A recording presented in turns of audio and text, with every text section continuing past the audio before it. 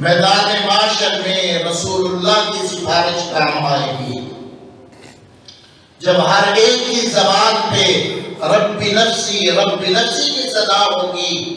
اس وقت آمنہ کے در یتیم کی زبان پر رب امتی کی صدا ہوگی کہ اے میرے اللہ میری امت پر رحم کرنا، اے میری اللہ میری امت پہ رحم و کرم کا معاملہ کر، ان کے لیے جو ہے حساب و کتاب کا معاملہ آسان فرما دے۔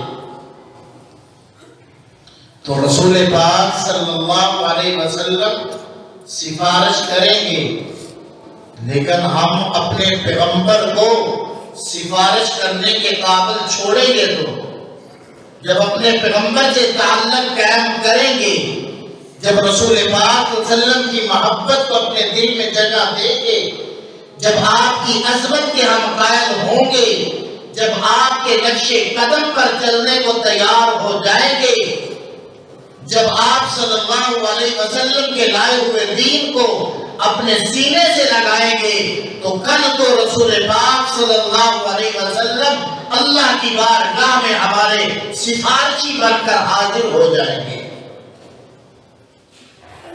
اور اگر میرے بھائی ہم نے اللہ کے پیغمبر صلی اللہ علیہ وسلم کے لائے ہوئے دین کو اپنایا نہیں،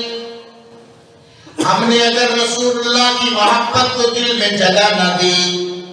ہم نے اللہ کے پیغمبر صلی اللہ علیہ وسلم کی اتباع اور اطاعت کرنے کو تیار نہ ہوئے، تو کل قیامت کا دن ہوگا، آپ حوض کوثر پر تشریف فرما ہوں گے، اللہ کے فرشتے آنے والوں کو روک رہے ہوں گے، رسول پاک صلی اللہ علیہ وسلم فرمائیں گے اے فرشتوں ان کو آنے دو، یہ میری امت کے لوگ ہیں، ان کے وضو والے اعضاء مجھے بتاتے ہیں کہ یہ میری امت کے لوگ ہیں، ان کو آنے دو۔ فرشتے عرض کریں گے یا رسول اللہ صلی اللہ علیہ وسلم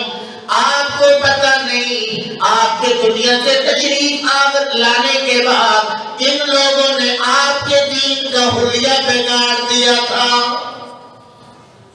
آپ کے دین میں ایسی باتیں داخل کر دی جو آپ ان کو بتا کر نہیں آئے تھے۔ اللہ کے پیغمبر فرمائیں گے سحقاً